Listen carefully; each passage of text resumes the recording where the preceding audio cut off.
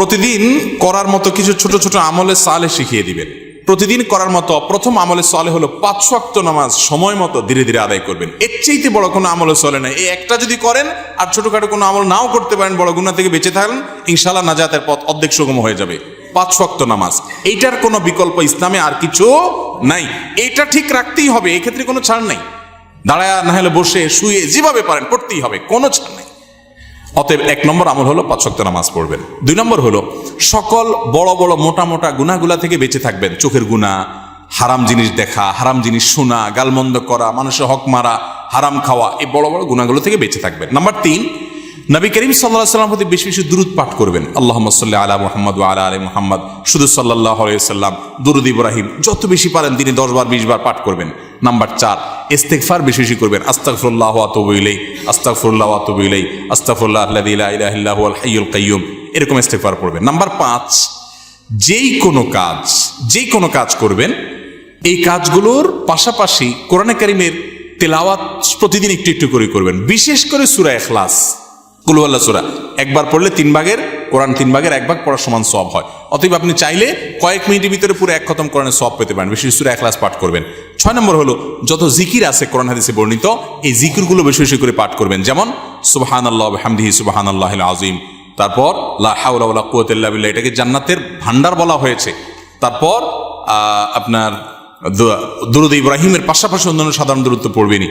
যত জিকির আছে এর মধ্যে একটা জিকির আছে ইয়া জাল জালালি ওয়াল ইকরাম, বেশি বেশি করে। তাহলে ইয়া জাল জালালি ওয়াল ইকরাম, সুবহানাল্লাহ ওয়া বিহামদিহি সুবহানাল্লাহিল আযীম এবং লা হাওলা ওয়ালা কুওয়াতা ইল্লা বিল্লাহ, স্পেশালি এই 3টা বেশি বেশি জিকির পাঠ করবেন। কোনো মুসলমানকে জাহান্নামে দেওয়ার পর কখনো কি তাকে জান্নাতে দেওয়া হবে?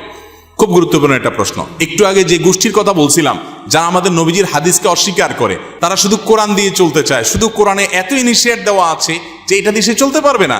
শুধু কোরআন যদি দিয়ে চলতে চায়, কোরআন তারা আমাদের নবী থেকেই পাইছে, এখন নবীর কোরআনটা মানবে, হাদিসটা মানবে না। এটা হলো একরকম মামুর ভাইয়ের আবদারের মতো। তো এই লোকগুলা বলে যে যারা জাহান্নামে যাবে তারা চিরকাল জাহান্নামে যাবে, আর কোনোদিন জান্নাতে যাবে না। এটা ভুল কথা।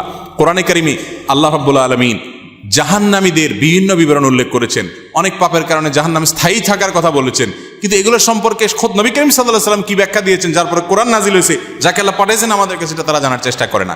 বুখারী সহ বিভিন্ন হাদিসের কিতাবে বর্ণিত হয়েছে সন্দেহাতীতভাবে যে নবী করিম সাল্লাল্লাহু আলাইহি ওয়াসাল্লাম জাহান্নাম থেকে সর্বশেষ উদ্ধার হওয়া ব্যক্তি কিভাবে উদ্ধার করা হবে সে বিবরণ দিয়েছেন। যে তাকে জাহান্নাম থেকে উঠানো হবে, জান্নাতের কাছে আনা হবে, সে চাইবে আমাকে কাছে নিলেই হবে, ভিতরে নেওয়া লাগবে না, এবারে সে ভিতরে যেতে চায়, বিস্তারিত বিবরণ আছে। এখান থেকে বোঝা যায় যার অন্তরে ঈমান আছে সে যত অপরাধী করুক শাস্তি হবে হয়তোবা, কিন্তু একটা সময় তার অপরাধের শাস্তি মেয়াদ শেষ হলে আল্লাহ তাআলা তাকে জান্নাতে আনবেন ইনশাআল্লাহ।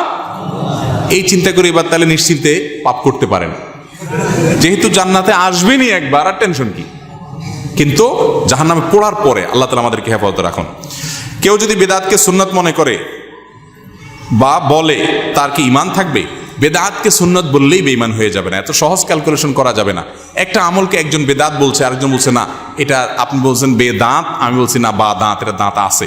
কেউ দাঁত পাইছে, কেউ দাঁত পায় নাই, অর্থাৎ কেউ সুন্নত মনে করতেছে, কেউ বেদাত পাইছে। এটা নিয়ে ইজতিহাদ বা বুঝের মত পার্থক্য হতে পারে, এর কারণে কেউ কাফের বা মুসলমান হবে না। বেদাত জঘন্য খারাপ জিনিস, কিন্তু এই খারাপ জিনিস কোনটা, এটা বেদাত কিনা আদৌ, এটা নিয়ে সংজ্ঞা নিয়ে ওলামাদের মধ্যে মত পার্থক্য থাকতে পারে। অনেক বড় বড় ইমামদের মধ্যে মত পার্থক্য আছে। একই কথাকে একজন ইমাম বলছেন বেদাত, আরেকজন বলছেন এটা বেদাত না। অতএব এটা নিয়ে মারামারি করবেন না। মেয়েদের সাদা স্রাব হলে নামাজ পড়তে পারবে কিনা?